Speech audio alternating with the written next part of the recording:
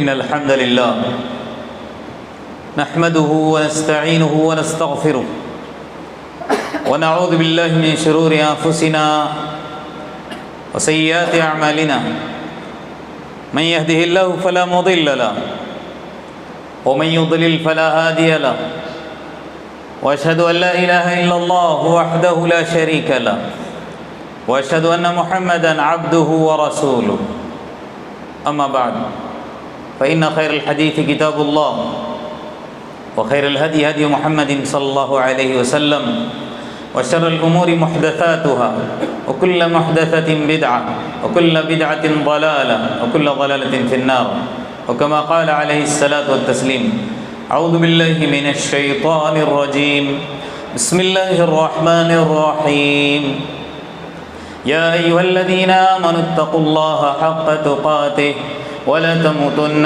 إلا وأنتم مسلمون يا أيها الناس اتقوا ربكم الذي خلقكم من نفس واحدة وخلق منها زوجها وبث منهما رجالا كثيرا ونساء واتقوا الله الذي تساءلون به والأرحام إن الله كان عليكم رقيبا يا أيها الذين آمنوا اتقوا الله وقولوا قولا سديدا يصلح لكم أعمالكم ويغفر لكم ذنوبكم ومن يطع الله ورسوله فقد فاز فوزا عظيما وقال الله عز وجل في موضع آخر اليوم أكملت لكم دينكم وأتممت عليكم نعمتي ورضيت لكم الإسلام دينا رب اشرح لي صدري ويسر لي أمري واحلل عقدة من لساني يفقهوا قولي رب زدني علما سبحانك لا علم لنا إلا ما علمتنا إنك أنت العليم الحكيم رب يسر ولا تعسر وتمم بالخير حاضرین جمعہ، پردہ نشین خواتین اور پیارے بچوں، ہر قسم کی بڑائی، بزرگی، حمد و ثنا، عظمت و جلالت، شان و شوکت ایک اللہ وحدہ لا شریک کے لیے ہی لائق اور زیبا ہے۔ درود ہو، سلام ہو تمام انبیاء علیہم السلام پر، خصوصاً سارے نبیوں کے سردار حضرت محمد صلی اللہ علیہ وسلم پر، آپ کے اصحاب، تابعین اور تبع تابعین پر۔ اس مختصر سی حمد اور درود کے بعد سورۃ المائدہ کی بڑی ہی مشہور آیت میں نے آپ کے سامنے ابھی تلاوت کی ہے۔ اس آیت کو عنوان بنا کر آج کے انشاءاللہ جمعے کے خطبے میں جو بات مجھ کو عرض کرنی ہے، آپ تک پہنچانی ہے، وہ حج کی فرضیت، اس کی اہمیت اور اس کا پیغام کیا ہے۔ آیت جو میں نے آپ کے سامنے پیش کی ہے، اس آیت کے اندر اللہ تبارک و تعالیٰ نے اللہ کے رسول صلی اللہ علیہ وسلم کو، ان کی زبانی ساری امت کو اس دین کی، اس اسلام کی تکمیل کی نوید سنائی تھی۔ اللہ تبارک و تعالیٰ نے اس آیت کے اندر جو پیغام دیا، وہ سب سے پہلا پیغام کیا ہے کہ جو دین، جو مذہب جس کا نام کیا ہے، اسلام ہے، اے نبی میں نے آپ کو اور آپ کی امت کو جو مذہب اسلام عطا کیا ہے اس سے میں راضی ہو کر آج اس کو میں مکمل کرنے جا رہا ہوں۔ اس آیت کے اندر دین اسلام کی تکمیل کا اعلان تھا، لیکن دوسرا جو پیغام جو اس کے اندر مضمر اور پوشیدہ ہے، وہ ایک طرح سے یہ بھی کہ اس آیت کی نزول کے بعد اللہ کے رسول صلی اللہ علیہ وسلم کا اس دنیا کے اندر جو جس مقصد کے تحت مبعوث کیا گیا تھا، جو وقت دیا گیا تھا، وہ تھوڑا سا رہ گیا ہے۔ یعنی ایک پیغام یہ بھی تھا کہ اب اللہ کے رسول صلی اللہ علیہ وسلم زیادہ دیر اس سرزمین پر رکنے والے نہیں ہیں۔ یعنی یوں سمجھیں کہ آپ کی وفات کا بھی اس کے اندر کیا تھا، غمزدہ ایک میرے لیے اور آپ کے لیے پیغام تھا۔ اللہ تبارک و تعالیٰ نے یہ جو آیت اتاری، اس آیت کے تعلق سے حضرت عمر رضی اللہ عنہ کی ایک مرتبہ ایک یہودی عالم سے مٹ بھیڑ ہوئی، ملاقات ہوئی، تو یہودی عالم نے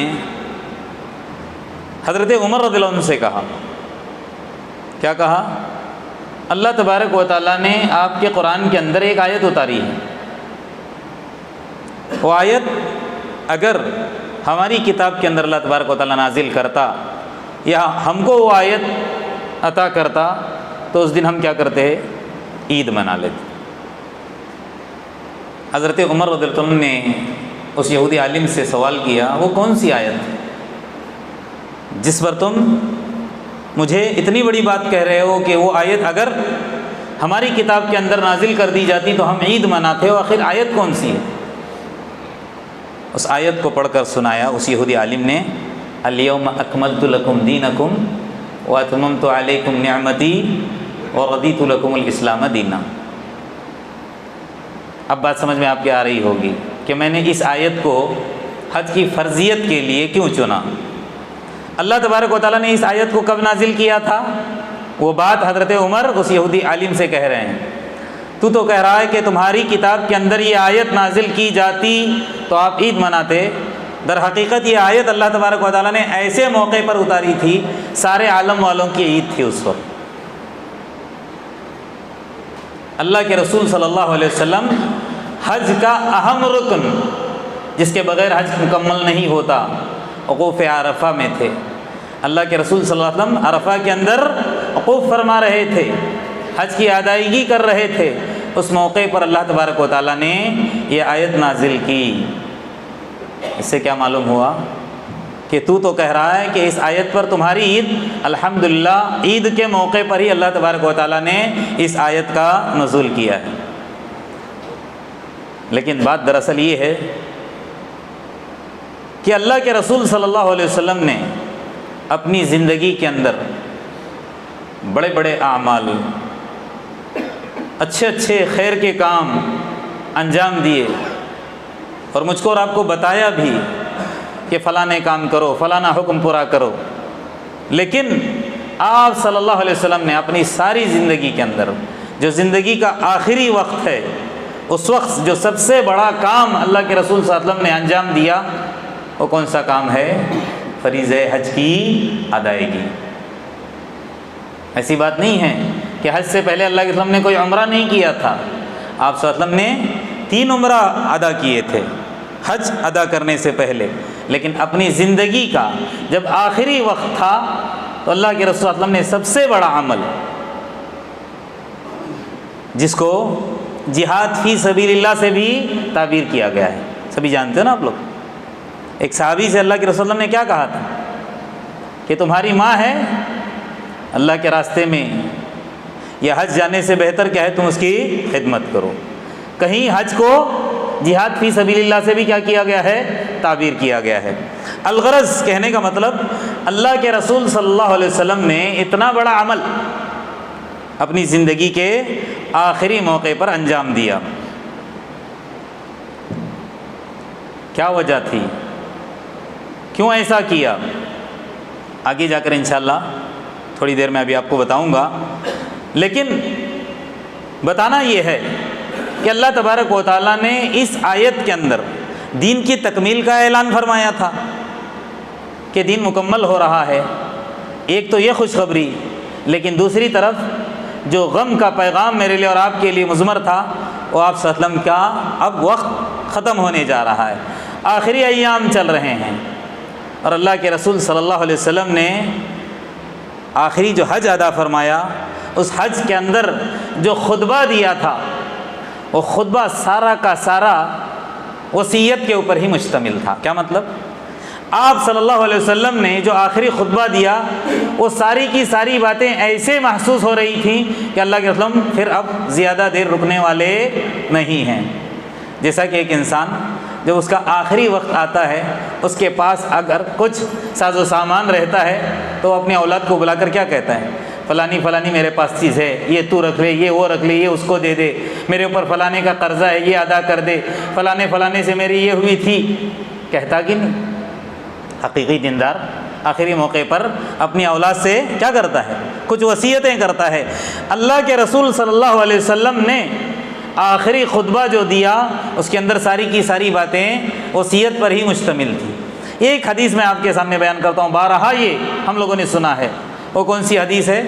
اللہ کے رسول نے آخری خطبے کے اندر ایک حدیث پیش کی تھی، وہ کیا ہے؟ ترکت فیکم امرین۔ دیکھیے جملے پر غور کریں، ترکت کہتے ہی بات معلوم ہوا کہ میں چھوڑے جا رہا ہوں، یعنی کہ اب میں مزید رکنے والا نہیں ہوں، میرا وقت مکمل ہو رہا ہے، آخری ایام ہے۔ کیا کہا؟ ترکت فیکم امرین ما ان تمسکتم بہما لن تضلوا ابدا۔ دو باتیں میں چھوڑے جا رہا ہوں، اگر اس کو تم مضبوطی سے تھامے رہو گے تو کبھی بھی گمراہ نہیں ہو سکتے۔ یعنی انسان کا ہدایت پر رہنے کے لیے، گمراہی سے بچنے کے لیے اگر کوئی چیز ہے وہ کیا ہے؟ اللہ کا کلام اور اللہ کے رسول صلی اللہ علیہ وسلم کی احادیث۔ کیا کہا؟ میں دو چیزیں تمہارے بیچ چھوڑے جا رہا ہوں، اس کو مضبوطی سے تھامے رہو گے، گمراہ نہیں ہوگے۔ کیا کہا؟ کتاب اللہ و سنت۔ ایک اللہ کا کلام ہے قرآن پاک، دوسرے میری سنت، یعنی اللہ کے رسول صلی اللہ علیہ وسلم کی احادیث مبارکہ، یا آپ صلی اللہ علیہ وسلم کی سیرت مبارکہ، یا آپ صلی اللہ علیہ وسلم کے اقوال اعمال، جو کچھ بھی کہیں، ان چیزوں کو اگر ہم تھامے رہیں گے کبھی بھی گمراہ نہیں ہو سکتے۔ ایک تو یہ، اور پھر 1,24,000 یا 1,40,000 یا 1.5 لاکھ جو بھی روایت کے اندر بہت ساری باتیں آئی ہیں، کسی نے کنفرم نہیں کہا کہ کتنی تعداد، الگ الگ روایتیں ہیں، سمجھو 1,40,000 کا ہی مجمع تھا۔ اس مجمع کے سامنے اللہ کے رسول صلی اللہ علیہ وسلم نے یہ حدیث بیان کی اور پھر اپنے صحابہ سے خطاب کرتے ہوئے کہا انتم تسألون عنی، میرے صحابہ کل کو اللہ تبارک و تعالیٰ، دیکھیے یہ آخری ہی باتیں ہیں نا، اس لیے اس طرح کی بات اللہ کے رسول کی زبان سے نکل رہی تھی۔ میرے ساتھیوں، میرے دوستوں، اللہ تبارک و تعالیٰ روز قیامت میرے بارے میں تم سے سوال کرے گا، فما انتم قائلون، تب تم کیا جواب دو گے؟ اتنے سال سے میں تمہارے بیچ میں تھا، تم کو دین کی باتیں، شریعت کی باتیں، آسمانی باتیں جو میرے پاس آ رہی تھی پہنچا رہا تھا، سمجھا رہا تھا، برائیوں سے روک رہا تھا، بھلائی کی طرف تمہاری رہنمائی کر رہا تھا۔ کل کو اللہ پوچھے گا کیا کہو گے؟ صحابہ کرام نے کیا کہا؟ اللہ کے رسول فکر مت کریں، نشہدو، ہم گواہی دیں گے۔ کیا گواہی دیں گے؟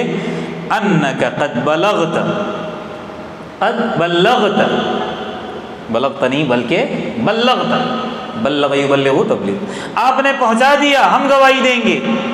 وَأَدَّيْتَ، جو امانت آپ کو سونپی گئی تھی آپ نے کما اس امانت کو آپ نے ادا کیا، ساری باتیں ہم تک پہنچا دی، سب کچھ ہم کو سمجھا دیا۔ وَنَصَحْتَ، ہماری خیر خواہی کی۔ یہ جملہ جب اس مجمع کی زبان سے نکلا، سبوں نے جب یہ جملہ کہا، اللہ کے رسول نے انگلی آسمان کی طرف اٹھائی اور کیا کہا؟ اللہم اشہد، اللہم اشہد، اللہم اشہد، 3 مرتبہ کہا، اللہ تو گواہ رہنا، اللہ تو گواہ رہنا۔ کل کو پھر یہ اپنی زبان سے پھسل نہ جائے، مکر نہ جائے۔ اس کے بارے میں، صحابہ کرام کے بارے میں اندازہ لگاؤ، اللہ تبارک و تعالیٰ کو گواہ بنایا ہے، اللہ ان لوگوں نے گواہی دی ہے، اب تو گواہ رہنا۔ تو اس سے کیا معلوم ہوا کہ اللہ کے رسول صلی اللہ علیہ وسلم کی اس دنیا سے رخصت ہونے کی ایک بات اس کے اندر مضمر تھی۔ اور میں نے کہا نا، اللہ کے رسول صلی اللہ علیہ وسلم نے اپنی زندگی کا اتنا بڑا عمل آخر میں ادا کیا، کیا وجہ تھی؟ ابھی بتاؤں گا، کہا تھا نا وجہ یہ تھی، ہم سبھی جانتے ہیں اللہ کے رسول صلی اللہ علیہ وسلم کے مبعوث ہونے سے پہلے بھی کفار مشرکین مکہ خانہ کعبہ کا کیا کرتے تھے؟ حج کرتے تھے، سب حج کی ادائیگی کرتے تھے، لیکن شریعت کے مطابق نہیں، اللہ کے حکم کے مطابق نہیں۔ انہوں نے اپنے آبا و اجداد کو جیسے کرتے پایا تھا ویسے کرتے آ رہے تھے۔ وہ کیسے؟ خانہ کعبہ کا طواف کرتے تھے ننگے ہو کر، برہنہ ہو کر، کپڑے نہیں ہوتے تھے۔ جب ان سے پوچھا گیا تم ایسا کیوں کرتے ہو، تو کہتے ہو مشرکین مکہ، کفار مکہ، کہ ہم جو کپڑا پہنتے ہیں اس کپڑے کے اندر کیا ہوتا ہے؟ کچھ نہ کچھ ہم سے گناہ سرزد ہو جاتا ہے، تو اتنا بڑا عمل کرنے کے لیے ہم گناہ والے کپڑے کیوں استعمال کریں؟ کیوں نہ ہم خانہ کعبہ کا طواف ایسے کریں جیسے ہم اپنی ماں کے پیٹ سے دنیا کے اندر آئے تھے۔ کتنی غلط بات ہے، کتنی گندی بات ہے۔ برہنہ ہو کر وہ کیا کر رہے تھے؟ حج کر رہے تھے۔ 8 ہجری تک مکہ کے اوپر کفار مکہ اور مشرکین مکہ کا ہی کیا تھا؟ دبدبہ تھا۔ مکہ فتح نہیں ہوا تھا، مسلمانوں کا وہاں پر اختیار نہیں تھا، اس لیے اللہ کے رسول صلی اللہ علیہ وسلم نے اتنا بڑا عمل جلدی نہیں بلکہ کیا کیا؟ تاخیر سے کیا۔ اگر اللہ کے رسول صلی اللہ علیہ وسلم پہلے کرتے تو وہ حج بھی جو کفار کا اور مسلمانوں کا مل جاتا، تو پھر صحابہ کیا سمجھتے کہ یہ بھی چیز دین کے اندر کیا ہے؟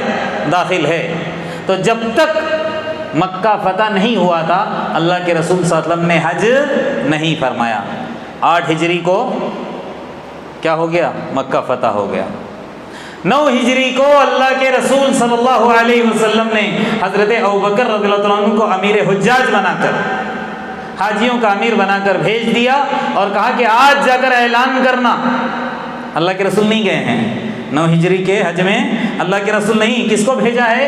حضرت ابوبکر رضی اللہ عنہ کو جا کر کہا اعلان کر دو حج کرتے ہوئے کہ یہ آخری حج ہے کفار کا، مشرکین کا، آج کے بعد کوئی بھی حج ننگے یہاں پر طواف نہیں کر سکتا، اگر حج کرنا ہے تو وہ جس طرح اللہ تبارک و تعالیٰ نے مجھے کہا ہے اس کے مطابق، شریعت کے مطابق حج کرنا پڑے گا۔ آج کے بعد کسی کافر کو، کسی مشرک کو یہاں پر آنا منع ہے، یہ اعلان کر دو۔ حضرت ابوبکر نے جا کر وہاں پر اعلان کر دیا۔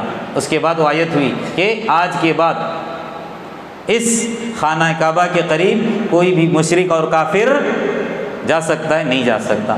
اس لیے پہلے سے آپ لوگوں نے دیکھا ہوگا، حج کرنے کے لیے جاتے ہو، مکہ سے 5 یا 6 کلومیٹر کی دوری پر یا 10 کلومیٹر کی دوری پر فاصلے پر ہی اتنا بڑا وہاں پر لکھا ہوتا ہے کہ نان مسلم کو انٹری وہاں پر نہیں ہے۔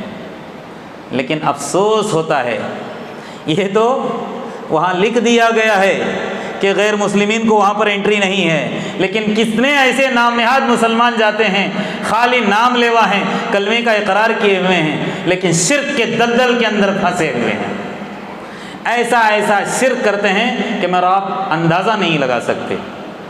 ذرا اس تلبیے کو آپ سنیں گے تو معلوم ہوگا۔ وہ مشرکین مکہ جن کو اللہ کے رسول صلی اللہ علیہ وسلم نے حضرت ابوبکر کو بھیج کر وہاں پر آنے سے روک دیا، منع کر دیا، ان کا تلبیہ کیا تھا ذرا سنو۔ دیکھیے ذرا توجہ میری طرف ہونی چاہیے، بات سمجھ میں آئے گی، دھیان آپ کا ادھر ادھر نہیں ہونا چاہیے۔ کرنٹ آتا رہے گا، جاتا رہے گا، بجلی آتی رہے گی، جاتی رہے گی، گرمی کے ساتھ، سردی کے ساتھ۔ آپ توجہ سے سنیں، کیونکہ 4 ہی باتیں ایسی ہیں جس کی وجہ سے اسلام کے اندر خوبصورتی ہے۔ ایک تو اللہ کا کلام ہے، دوسرا یہ جمعہ کا خطبہ بھی ہے، یاد رکھنا۔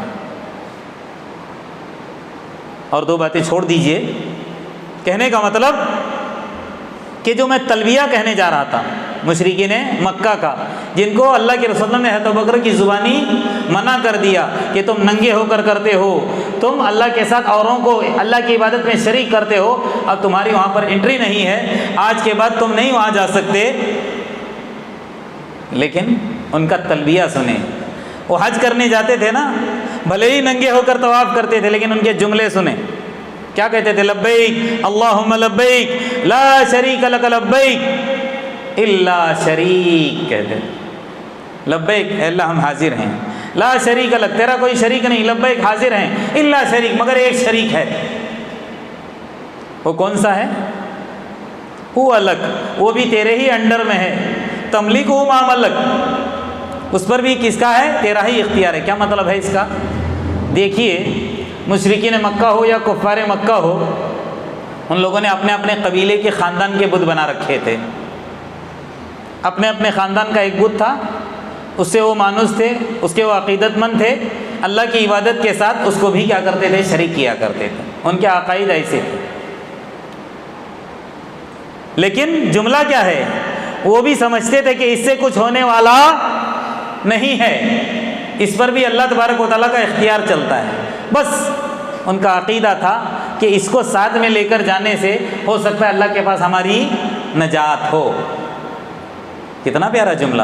لیکن آج کا جو مشرک ہے وہ کلمہ تو لا الہ الا اللہ محمد رسول اللہ کا پڑھتا ہے، لیکن جب جملے اس کی زبان سے نکلتے ہیں، اللہ کا درجہ نبیوں کو تو چھوڑو، جس کا کچھ عطا پتہ نہیں ویسے لوگوں کو بھی دے دیتا ہے۔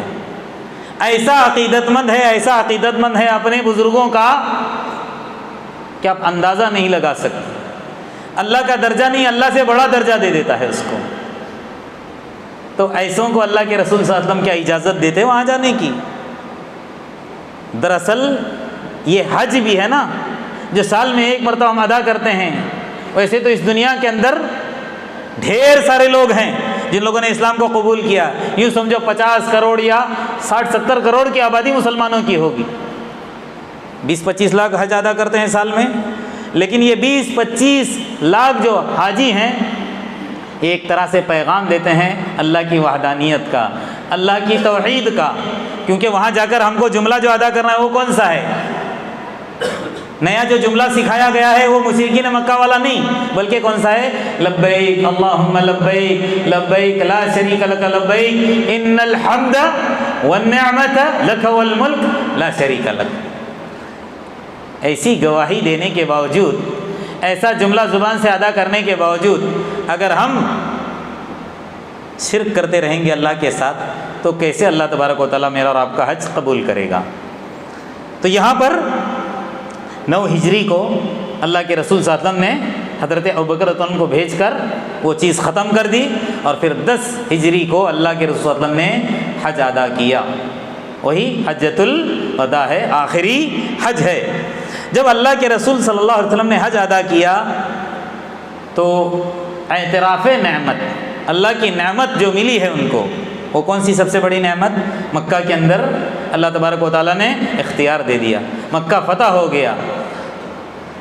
تو اتنا بڑا مرکز اللہ کے رسول صلی اللہ علیہ وسلم کے قبضے میں آ گیا، تو اللہ تبارک و تعالیٰ کی اس نعمت کا اعتراف کرتے ہوئے اللہ کے رسول صلی اللہ علیہ وسلم نے ایک دعا سکھائی ہے جو سارے حاجیوں کے لیے مسنون ہے، چاہے آپ سعی کرتے وقت صفا کے پہاڑی کے اوپر چڑھ رہے ہوں یا مروہ کی پہاڑی پر، دو طرف 2 پہاڑیاں ہیں نا، اب تو ساری پہاڑی نہیں رہ گئی، چھوٹا سا ٹکڑا ہے، آپ کو وہاں پر کھڑے ہو کر بھی اور یہاں پر صفا پر بھی مروہ پر بھی مسنون جملہ جو ادا کرنا ہے، جو اللہ کے رسول نے اعتراف نعمت کے طور پر مجھ کو اور آپ کو تعلیم دی ہے، سکھائے، وہ کون سا ہے؟ لا الہ الا اللہ وحدہ، اللہ کے علاوہ کوئی معبود حقیقی نہیں ہے، وہ اکیلا ہے، لا الہ الا اللہ وحدہ لا شریک لہ، اس کا کوئی شریک نہیں، لہ الملک، اسی کے لیے بادشاہت، ولہ الحمد، اسی کے لیے حمد ہے، وہو علی کل شیء قدیر، ہر چیز پر وہ قدرت رکھنے والا ہے۔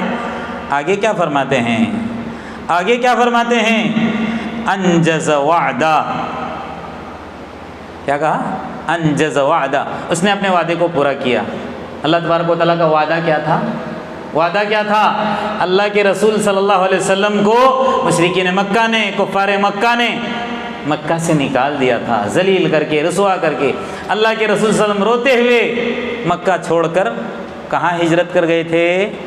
مدینہ کی طرف ہجرت کر گئے تھے نا، جانا نہیں چاہتے تھے، دل خانہ کعبہ سے لگا ہوا تھا، لیکن مجبور تھے، روتے ہوئے جا رہے تھے، اڑتے ہوئے جا رہے تھے، لیکن اللہ کا وعدہ تھا. وہ وعدہ کیا تھا؟ ان الذی فرض علیک القرآن لرادک الی معاد. اے نبی پریشان ہونے کی ضرورت نہیں ہے.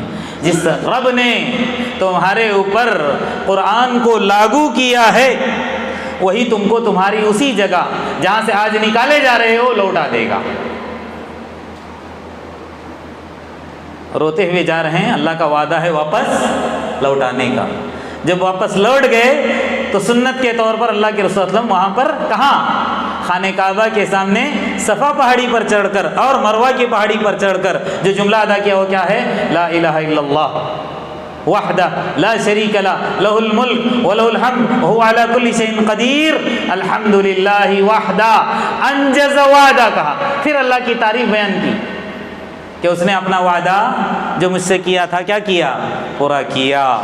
وَنَصَرَ عَبْدَهُ، اور اس نے اپنے بندے کی مدد کی. وہ کون ہے بندہ؟ وہی حضرت محمد صلی اللہ علیہ وسلم. اللہ کے رسول صلی اللہ علیہ وسلم کی اللہ تبارک و تعالیٰ نے مدد کی. وَهَزَمَ الْأَحْزَابَ وَحْدَهُ، بہت سارے لوگ آپ کے مخالفین تھے، صرف اللہ کی اکیلی ذات نے سب کو شکست دے دی. بدر کے اندر کامیابی کیسے ملی؟ 313,000 کی تعداد، وہاں پر ہتھیار سے لیس، یہاں پر نہتے، کچھ بھی نہیں. کس نے کامیابی دی؟ کس نے جتایا؟ یہ اللہ تبارک و تعالیٰ کی ذات. اسی لیے خوش ہو کر اللہ کے رسول نے کیا کہا؟ انجز وعدہ ونصر عبدہ وہزم الاحزاب وحدہ. اللہ کے رسول صلی اللہ علیہ وسلم کی یہ کلمات یہ مسنون ہیں. ہر حاجی کے لیے جب حج کرنے کے لیے جاتا ہے اگر یاد نہیں ہے تو یاد کریں. یہ خالی حج کے طور پر ہی نہیں ہے، عمرہ کرنے کے لیے بھی جانا ہے. جب ہم کو صفا مروہ کے بیچ صحیح کرنا ہے تو وہاں رک کر یہ جملے کو ہم کو مسنون کے طور پر ادا کرنا ہے. دوستو، میں نے شروع میں کہا تھا کہ آپ کے سامنے مجھ کو کیا کرنا ہے؟ حج کی فرضیت کو بیان کرنا ہے. لیکن یہ سب حج کی فرضیت سے جڑی ہوئی تھی. اس کے اندر جو آیت میں نے آپ کے سامنے تمہید کے طور پر اتنی ساری باتیں بیان کی، یہ ساری کی ساری حج سے جڑی ہوئی تھی، اس لیے میں نے بیان کی. اب چند باتیں فرضیت اور اہمیت کے طور پر بیان کر کے اپنی بات ختم کروں گا. اللہ تبارک و تعالیٰ نے مجھ پر اور آپ پر، سارے مسلمانوں پر قیامت تک آنے والے حج کو کیا کیا ہے؟ زندگی میں ایک مرتبہ لاگو کیا ہے. ہاں ایک مرتبہ ہے، اس کے علاوہ آپ جتنے بھی کرو وہ نوافل ادا ہوں گے، منع نہیں ہے. یہاں تک کہ ابھی تھوڑے دن پہلے عصر کے درس میں ہمارے سامنے ایک حدیث آئی تھی، اگر انسان اللہ نے اس کو طاقت دیا ہے ہر سال حج کرتا ہے کبھی وہ فقیر نہیں بنے گا اور اللہ تبارک و تعالیٰ اس کے گناہ دھوتا رہے گا. کتنی بڑی بات. اگر اللہ نے حیثیت دیا ہے، آپ ملینر ہے، بلینر ہو، کروڑ پتی ہو، جاؤ. ہم جاتے ہیں پیسہ ہونے کے بعد کہاں؟ USA جاتے ہیں، UK جاتے ہیں، کہتے ہیں فلانا پیکیج 1 لاکھ کا ہے، 2 لاکھ سستے میں ہے، آفر پڑا ہے، چلو. ساری فیملی کے ساتھ پیسہ آتے ہی گھومتے ہیں. دنیا گھومنے سے منع نہیں ہے، لیکن اگر ہم نے حج کا فریضہ ادا نہیں کیا ہے اور پھر گھومتے ہیں سب سے بڑا گناہ کرتے ہیں. کیونکہ اللہ نے کیا کہا؟ وَلِلَّهِ عَلَى النَّاسِ حِجُّ الْبَيْتِ مَنِ اسْتَطَاعَ إِلَيْهِ سَبِيلًا. ہر اس انسان کے لیے حج فرض ہے جس کے پاس وہاں جانے کی طاقت ہے، مالی اعتبار سے بھی جسمانی اعتبار سے. مالی اعتبار سے جسمانی اعتبار سے نہیں ہے وہ دوسروں کو بھیج بھی سکتا ہے. وہ باتیں انشاءاللہ آگے جا کر بتاؤں گا. تو اللہ تبارک و تعالیٰ نے قرآن کے اندر کیا کہا؟ وَلِلَّهِ عَلَى النَّاسِ حِجُّ الْبَيْتِ مَنِ اسْتَطَاعَ إِلَيْهِ سَبِيلًا. آگے کیا کہا؟ وَمَنْ كَفَرَ، اگر کوئی اس کا انکار کرتا ہے، نہیں کرتا ہے، فَإِنَّ اللَّهَ غَنِيٌّ عَنِ الْعَالَمِينَ. اللہ تبارک و تعالیٰ سارے لوگوں سے، دنیا والوں سے بے نیاز ہے. اللہ کو کسی کی ضرورت نہیں ہے. آپ اگر اللہ کا حکم ادا کرو گے اس کا فائدہ آپ کو نظر آئے گا اس دنیا کے اندر بھی اور یہاں کی. جب آنکھ بند ہوگی آخرت کی آنکھ کھلے گی تب پتہ ہوگا کہ نماز پر مجھ کو کیا مل رہا ہے، حج پر مجھ کو کیا مل رہا ہے، صدقے کا کیا فائدہ تھا. یہاں نہیں پتہ، وہاں جیسے یہاں کی آنکھ بند ہو کر وہاں کی آنکھ کھلے گی تب پتہ چلے گا کہ اس کا کیا ہے. الغرض اللہ تبارک و تعالیٰ نے قرآن کے اندر صاف طور پر اعلان کر دیا. ایک مرتبہ کیا ہوا؟ اللہ کے رسول صلی اللہ علیہ وسلم ایسے جیسے میں آپ سے مخاطب ہوں خطبہ دے رہے تھے. راوی ہیں حضرت ابو ہریرہ رضی اللہ عنہ. جب فرضیت کی بات آتی ہے تو بتاتا چلوں. کیا کہا اللہ کے رسول نے؟ ایھا الناس قد فرض اللہ علیکم الحج، اللہ نے تم پر حج فرض کیا ہے، فحجوا، لہذا حج ادا کرو. اس معاملے میں کوتاہی مت کرنا، حج ادا کرو. جیسے یہ جملہ اللہ کے رسول کی زبان سے نکلا، مجمع میں سے ایک آدمی کھڑا ہو گیا اور سوال کیا، فی کل عام، یا رسول اللہ کیا ہر سال حج ہے؟ دیکھیے وحی نازل ہو رہی تھی، اور جب وحی نازل ہوتی تھی تو اللہ کے رسول صلی اللہ علیہ وسلم اس وقت کسی کے سوال کا جواب نہیں دیتے تھے۔ کہیں اگر کوئی سوال کرے میں جواب دے دوں، وہ چیز لاگو ہو جائے تو پریشان ہو جائیں گے۔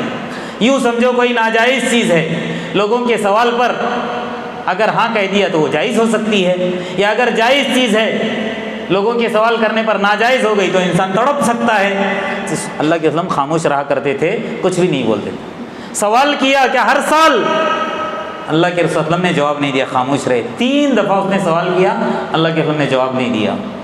تھوڑی دیر کے بعد پوچھا، جب وحی کا سلسلہ رک گیا، صحابہ سے پوچھا کہاں ہے السائل، سوال کرنے والا کہاں چلا گیا؟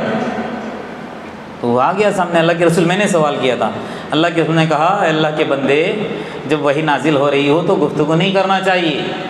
اگر تمہارے سوال پر میں اس وقت ہاں کہہ دیتا، لوجبت، یہ چیز لاگو ہو جاتی، ولما استطعتم، پھر تمہارے اندر طاقت نہیں ہوتی ہر سال حج کرنے کی۔ وہ بھی کس کو کہہ رہے ہیں؟ مکہ کے اندر رہنے والوں کو۔ پھر ہم تو مردیشور والے ہیں، اگر کہیں لاگو ہو جاتا تو کہاں پہنچ پاتے تھے، کہاں پہنچ سکتے تھے؟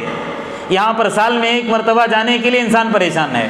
ہر سال مہنگائی بڑھتی جا رہی ہے، پہلے 1 لاکھ 2 لاکھ میں ہوتا تھا، ابھی 8-8 10-10 لاکھ کا حج ہو رہا ہے۔ اندازہ لگاؤ اگر ہر سال فرض ہو جاتا تو کیا حالت ہوتی؟ تو اللہ کے رسول نے کیا کہا؟ آگے جملہ سنیے، ذرونی ما ترکتکم، میرے دوستو، میرے صحابہ، جس چیز کو میں نہ بتاؤں، جو چیز میں چھوڑ دوں، اس معاملے میں تم کیا ہو، مجھ کو بھی چھوڑ دو۔ جو چیز میں نہ سمجھاؤں، میں نہ بولوں، وہاں پر تم مت بولنا، زیادہ سوال مت کرنا۔ آگے کیا فرمایا؟ فَإِنَّمَا هَلَكَ مَنْ كَانَ قَبْلَكُمْ بِكَثْرَةِ سُؤَالِهِمْ وَاخْتِلَافِهِمْ عَلَىٰ أَنْبِيَائِهِمْ، تم سے پہلے بھی لوگ تھے، اللہ نے ان کو تباہ اور برباد کر دیا، ہلاک کر دیا، صرف اس وجہ سے کہ وہ بہت زیادہ اپنے انبیاء کے ساتھ سوالات کرتے تھے جب وحی کا نزول ہوتا تھا، اور جو باتیں نازل ہوتی تھی اس میں اختلاف کرتے تھے، اللہ نے ان کو تباہ و برباد کر دیا۔ اور آگے کیا فرمایا؟ فَإِذَا أَمَرْتُكُمْ بِشَيْءٍ فَأْتُوا مِنْهُ، جو چیز میں کہوں کرو کرو۔ اس لیے قرآن نے بھی کیا کہا؟ مَا آتَاكُمُ الرَّسُولُ فَخُذُوهُ، رسول جو تم کو دے وہ چیز لے لو، وَمَا نَهَاكُمْ عَنْهُ فَانْتَهُوا، جس بات سے تم کو روکے تم اس سے باز آ جاؤ۔ یہی جملہ ہے، فَإِذَا أَمَرْتُكُمْ بِشَيْءٍ فَأْتُوا مِنْهُ، جس بات کا میں حکم دوں وہ تم کر گزرو۔ اور آگے کیا فرمایا؟ مَسْتَطَعْتُمْ، جتنی طاقت ہے۔ یہ بھی دیکھیے اللہ کے رسول قربان جائیں سارے نبیوں کے سردار پر، کس قدر ہم پر شفقت کرنے والے۔ کیا کہا؟ جو چیز میں تم کو کرنے کے لیے کہوں کرو، اتنی ہی جتنی تمہارے اندر طاقت ہے۔ اگر طاقت تمہاری گھٹ جاتی ہے، کھڑے ہو کر نماز نہیں پڑھ سکتے تو کیا کرو؟ بیٹھ کر پڑھو، یہی تو فائدہ ہے نا۔ بہت زیادہ استعداد نہیں ہے، صاحب استعداد ہونے پر ہی اللہ کے راستے میں خرچ کرو، کہا کہ نہیں؟ رمضان کے روزے رکھنے کی طاقت نہیں ہے، چھوڑ دو، جب صحت مند ہو جاؤ تب رکھو، یا ایک دم معذور ہو گئے ہو تو پھر فدیہ دے دو۔ یہ سب مہربانیاں ہی تو ہے۔ کیا کہا؟ مستطعتم، آگے کہا وَإِذَا نَهَيْتُكُمْ عَنْ شَيْءٍ، کسی چیز سے اگر میں تم کو روکوں، فَادْعُوهُ، لہٰذا تم چھوڑ دو، اس کے اندر پھر گھسنے کی کوشش مت کرو۔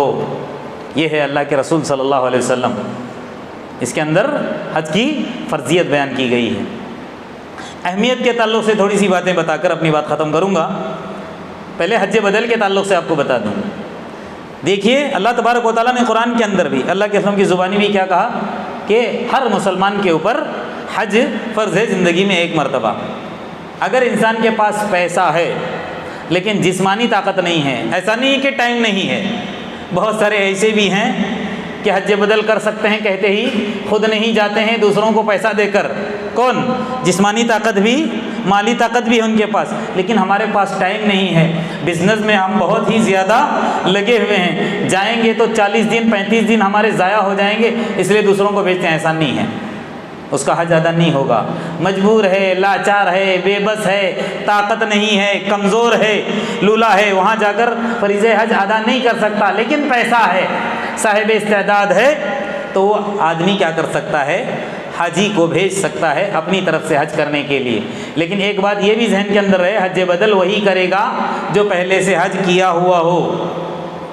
ہاں، اور جو اس دنیا سے رخصت ہوئے ہیں، جن کی موت ہو چکی ہے، ان کی طرف سے بھی حج کر سکتے ہیں، یعنی جو وفات پا چکے ہیں، کسی کے ماں باپ ہوں، بھائی بہن ہوں، اور اگر کوئی انسان چاہتا ہے میرا تو اب حج ادا ہو چکا ہے، میں اپنے ابا کی طرف سے، اپنی بہن کی طرف سے، امی کی طرف سے حج کرنا چاہتا ہوں، انہوں نے اپنی زندگی کے اندر کیا نہیں، اللہ نے ان کو استعداد نہیں دی تھی، تو جا کر انسان کیا کر سکتا ہے؟ ان کی طرف سے بھی حج ادا کر سکتا ہے۔ حدیث سنیے، قبیلہ جہینہ کی ایک عورت آتی ہے، اللہ کے رسول سے کہتی ہے ان امی نذرت ان تحج، میری ماں نے کیا کیا تھا؟ حج کرنے کا ارادہ کیا تھا، نظر مانی تھی، وماتت، لیکن وہ حج نہیں کر سکی، اس کا انتقال ہو گیا۔ افاحج عنہا، کیا میں اس کی طرف سے حج بدل کر سکتی ہوں؟ اللہ کے رسول نے کہا کہ حج عنہا، کہ تو اس کی طرف سے کیا کر لے؟ حج ادا کر لے۔ لیکن وہ شرائط میں پہلے بتا چکا ہوں کہ عورت اگر کسی کی طرف سے حج بدل کرنا چاہتی ہے یا اپنا بھی حج کرنا چاہتی ہے تو اس کے لیے شرط کیا ہے؟ اس کے ساتھ کوئی محرم کا ہونا ضروری ہے، وہ اکیلی جا کر نہیں ادا کر سکتی۔ اور حج بدل کے تعلق سے میں نے کہا نا کہ ایسا انسان کرے گا جو پہلے سے حج کر چکا ہو، کیونکہ اللہ کے رسول صلی اللہ علیہ وسلم ایک مرتبہ حج کر رہے تھے، یعنی وہی آخری حج کے موقع پر، تو ایک انسان دوران حج ایک ایسے انسان سے ملاقات ہوئی جو کہہ رہا تھا لبیک عن شبرما، لبیک عن شبرما، اللہ میں حاضر ہوں شبرما کی طرف سے، شبرما کی طرف سے۔ یہ جملہ سن کر اللہ کے رسول نے اس سے سوال کیا تھا حججت عن نفسک، کیا تو اپنی طرف سے حج کر چکا ہے؟ قال، اس نے کہا نہیں۔ اللہ کے رسول نے کہا حج عن نفسک ثم حج عن شبرما، پہلے تو اپنا حج ادا کر لے، بعد میں کیا کرنا؟ شبرما کی طرف سے اگلے سال۔ اسی لیے علماء نے اس حدیث کو سامنے رکھتے ہوئے کیا کہا کہ کوئی ایسا انسان اگر کسی کا حج بدل کرنا چاہتا ہے تو اس کے لیے ضروری کیا ہے؟ پہلے وہ اپنا فریض حج ادا کر چکا ہو، بصورت دیگر ایسا انسان نہ کرے۔ فرض تو نہیں ہے، اگر کوئی حج نہیں کیا ہے تو بھی حج بدل کرے، ہو سکتا ہے حج ادا ہو، لیکن اللہ کے رسول کی اس حدیث سے کیا معلوم ہوا کہ اس انسان کو جو حج بدل کرتا ہے اس کو حاجی ہونا ضروری ہے۔ اور میں نے ایک جو بات شروع میں بتائی تھی، میرا عنوان حج کی فرضیت، اہمیت، یہ تو بات آ گئی۔ اب ایک بات رہ گئی، وہ کیا ہے؟ حج کا کیا پیغام ہے؟ میں نے باتوں میں آپ لوگوں کو بتا دیا، اور سارا خطبہ اسی پر مشتمل تھا۔ سارے خطبے میں کیا تھی؟ بات کیا تھی؟ توحید پر مشتمل تھی۔ جملے کیا تھے؟ لبیک اللہم لبیک، لبیک لا شریک لک لبیک، ان الحمد والنعمت لک والملک لا شریک لک۔ یہ کیا ہے جملہ؟ صرف یہاں پر اللہ کی توحید کا ہی اعلان ہے۔ حج کرنے آؤ اور مشرک ہو کر آؤ، ایسا نہیں، تمہارا حج ادا نہیں ہوگا، کیونکہ اللہ تبارک و تعالیٰ، ایک آیت پڑھ کے میں اپنی بات ختم کروں گا، بات آپ کے سمجھ میں آ جائے گی۔ اللہ تبارک و تعالیٰ نے قرآن کے اندر فرمایا حضرت ابراہیم علیہ السلام کے تعلق سے، کیا کہا اللہ تبارک و تعالیٰ نے؟ وَإِذْ بَوَّأْنَا لِإِبْرَاهِيمَ مَكَانَ الْبَيْتِ، جب ہم نے حضرت ابراہیم علیہ السلام کو بیت اللہ کی جگہ پر ٹھہرانے کا ارادہ کیا یا ان کو وہاں پر قرار دے دیا، ٹھہرا دیا، تو سب سے پہلے ہم نے ان سے کیا کہا تھا؟ اللہ تشرک بی، میرے ساتھ کسی کو شریک مت ٹھہرانا۔ یعنی کیا معلوم ہوا؟ کعبۃ اللہ کی تعمیر کا مقصد صرف اللہ کی وحدانیت، اللہ کی یکتائی، اللہ کی تنہائی کو ہی بیان کرنا ہے۔ اس گھر کو تعمیر صرف اس لیے کیا گیا ہے تاکہ اللہ تبارک و تعالیٰ کی عبادت خالص ہو کر کرو، اللہ کی عبادت میں کسی کو شریک مت ٹھہرانا۔ ہاں، اس کی بنیاد ہی یہی ہے۔ ہم نے کہا تھا ابراہیم علیہ السلام سے، اللہ تشرک بی شیئا وطہر بیتی للطائفین، میرے گھر کو طواف کرنے والوں کے لیے پاک کرنا، ہر نجاست سے، ہر گندگی سے۔ کوئی حاجی یہاں آئے تو خالص میری عبادت کرے، وہ طواف اگر کر رہا ہو تو خالص میری ذات کے لیے، وہ وہاں پر نمازیں ادا کر رہا ہو تو میری ذات کے لیے، وہاں کلام اللہ کی تلاوت کر رہا ہو تو صرف مجھے راضی کرنے کے لیے۔ تو کیا کہا؟ وطہر بیتی للطائفین والقائمین، بھی کہا، قیام کرنے والوں کے لیے، والرکع، رکوع کرنے والوں کے لیے، والسجود، سجدے کرنے والوں کے لیے۔ تو ساری باتوں کا خلاصہ کلام کیا ہے کہ اللہ تبارک و تعالیٰ نے میرے اور آپ کی زندگی کے اندر اللہ نے استعداد دیا ہے، حج کرنا ضروری ہے، نہیں کریں گے تو ہم مسلمان نہیں کہلائیں گے۔ حضرت عمر رضی اللہ عنہ کا مقولہ بیان کرتا ہوں۔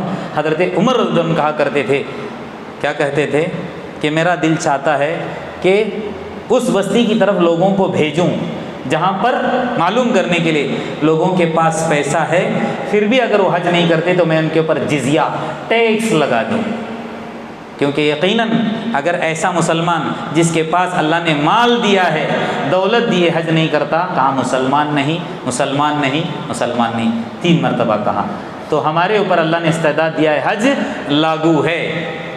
اور دوسری بات، حج کرتے وقت اگر ہم نے اپنی زندگی کے اندر اللہ کی عبادت کرتے ہوئے کسی کو ملایا بھی تھا تو جانے سے پہلے ان تمام شرکیہ اعمال سے، ان گندگیوں سے پاک صاف ہو کر توبہ سچی کر کے ہم کو رخصت ہونا ہے، تاکہ اللہ تبارک و تعالیٰ میرے اور آپ کے حج کو صرف قبولیت سے نوازے۔ بس آخر میں اللہ تبارک و تعالیٰ سے یہی دعا ہے، جتنی باتیں ہم عرض کرتے ہیں اللہ تبارک و تعالیٰ اس کے مطابق عمل کرنے کی توفیق عطا فرمائے۔ اللہ تبارک و تعالیٰ میرے اندر اور آپ کے اندر اپنی عبادت کو صحیح معنی میں انجام دینے کا شوق پیدا کرے، ہماری عبادتوں کو اللہ تبارک و تعالیٰ نام و نمود اور دکھاوے سے پاک رکھے۔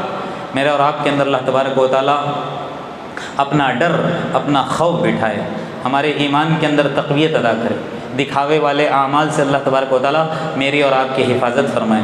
جو ہمیں پریشان حال ہے اللہ تبارک و تعالیٰ ان کی پریشانیوں کو دور کرے، جو بیمار ہیں اللہ تبارک و تعالیٰ ان کو شفائے عاجلہ دائمہ مستمرہ نصیب کرے، جو مقروضین ہیں اللہ تبارک و تعالیٰ قرض کی ان کی ادائیگی کی غیب سے شکلیں صورتیں پیدا فرمائیں، جو ناجائز مقدمات کے اندر محفوظ ہیں اللہ تبارک و تعالیٰ غیب سے ان کی خلاصی کے فیصلے فرمائیں۔ اللہ تبارک و تعالیٰ مجھ کو اور آپ کو جب تک زندہ رکھے، حالت ایمان پر رکھے، جب میرے اور آپ کی موت آئے تو ایمان پر ہو۔ اقول قولی ھذا واستغفر اللہ لی ولکم ولسائر المسلمین من کل ذنب فاستغفروہ انہ ھو الغفور الرحیم۔